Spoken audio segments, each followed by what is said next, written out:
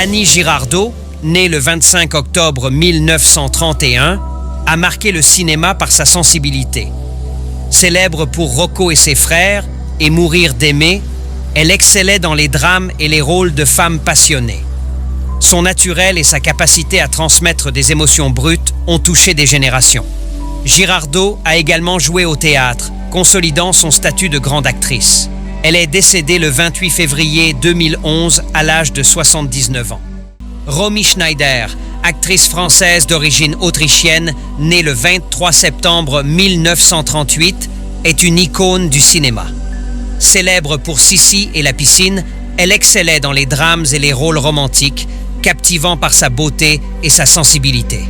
Schneider a marqué le cinéma français par ses performances intenses et son aura tragique.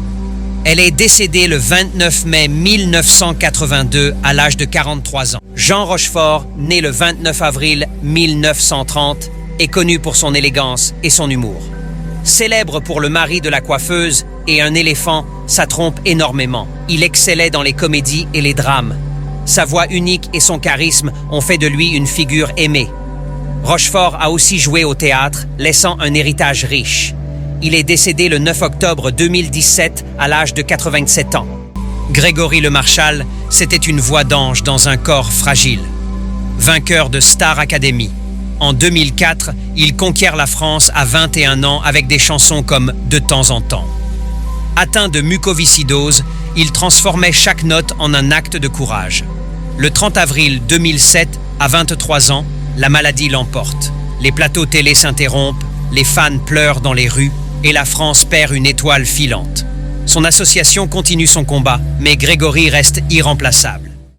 Claude François, surnommé Clo-Clo, était une supernova de la chanson française. Ses tubes comme Belle, Belle, Belle ou Alexandrie, Alexandra ont fait danser des générations. Mais derrière ses costumes scintillants, il vivait pour la perfection, au point d'épuiser ceux qui l'entouraient. Le 11 mars 1978, à 39 ans, un accident absurde le fauche. Dans sa salle de bain parisienne, il tente de redresser une applique électrique défectueuse et s'électrocute. La France entière est sous le choc.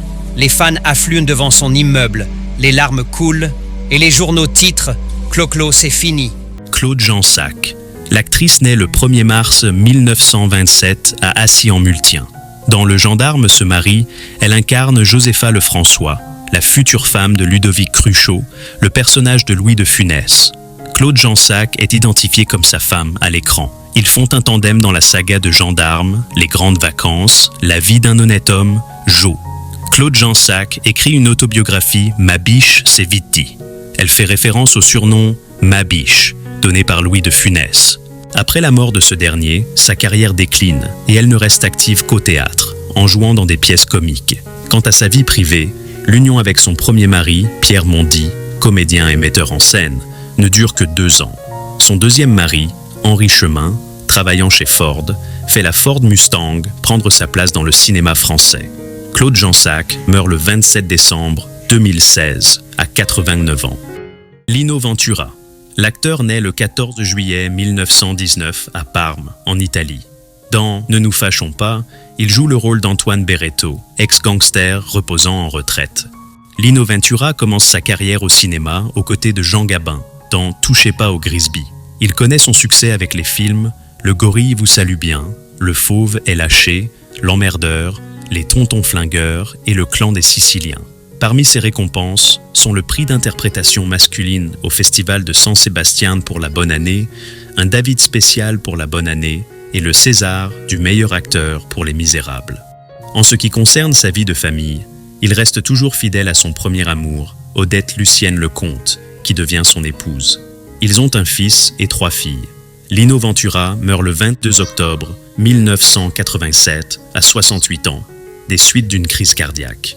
Quelques jours avant, on lui remet la Légion d'honneur. L'acteur est inhumé au cimetière du Val-Saint-Germain. Guillaume Depardieu. Fils du célèbre Gérard Depardieu, Guillaume s'est rapidement démarqué par sa fougue, son intensité et ses choix artistiques radicaux. En 1995, un grave accident de moto bouleverse sa vie. À la suite de complications médicales, il subit l'amputation d'une jambe. Cet événement marque un tournant majeur dans sa vie personnelle et professionnelle. Malgré les difficultés, il poursuit sa carrière avec passion. En 2008, alors qu'il tourne en Roumanie, il contracte une pneumonie foudroyante.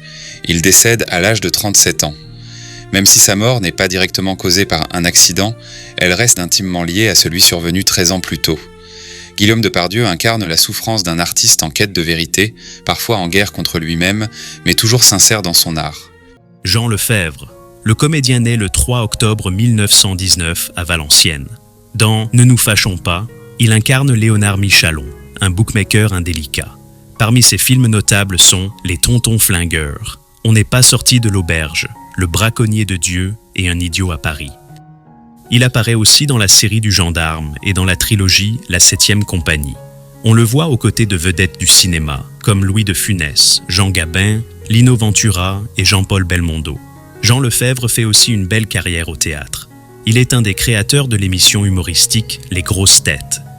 Sa vie sentimentale est très intense. Sa première épouse est Micheline Rennes-Grasser. Après, Jean Lefebvre épouse Catherine Chassaing-Brio. La troisième fois, il se remarie avec sa deuxième femme. Et sa dernière épouse devient Brigitte Jacqueline Françoise Lerebourg. L'acteur est le père de 2 garçons et de 3 filles. Jean Lefebvre meurt des suites d'infarctus le 9 juillet 2004, à l'âge de 84 ans, à Marrakech, au Maroc. Ses cendres sont dispersées sur le Mont Blanc. Jean Lefebvre. Le grand comique naît le 3 octobre 1919 à Valenciennes. Dans la comédie populaire, Le Gendarme se marie, il incarne le gendarme Lucien Fougas. Jean Lefebvre a plus de 120 films à son actif. Parmi les meilleurs sont Les Tontons Flingueurs, Le Gentleman d'Epsom, Ne nous fâchons pas, la saga du gendarme et la trilogie La 7e compagnie. Il joue avec des vedettes, comme Louis de Funès, Jean Gabin, Jean-Paul Belmondo et Lino Ventura. Il est parmi les créateurs de l'émission humoristique Les Grosses Têtes. Quant à la vie privée du comédien, il a été marié 4 fois. Sa première femme est Micheline Rennes-Grasser. Sa deuxième femme est Catherine Chassaing-Brio, avec laquelle il se remarie dans 1 an et demi après le divorce. Et pour la dernière fois, il se marie avec Brigitte Jacqueline Françoise Lerebourg. Il est le père de 5 enfants.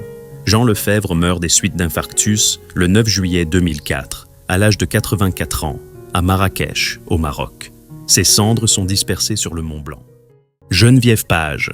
L'actrice, vue notamment dans Belle de jour et dans Buffet froid, meurt le 14 février 2025 à 97 ans. Elle est la filleule de Christian Dior.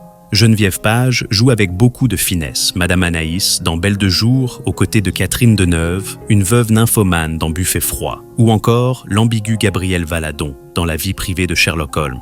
Elle est une sacrée marquise de Pompadour dans Fanfan la Tulipe.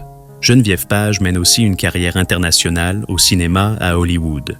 Elle joue avec Robert Mitchum dans l'énigmatique Monsieur D. La comédienne a été mariée et a eu 2 enfants. Geneviève Page meurt à son domicile. Elle est inhumée aux côtés de son époux au cimetière de Megève, Haute-Savoie,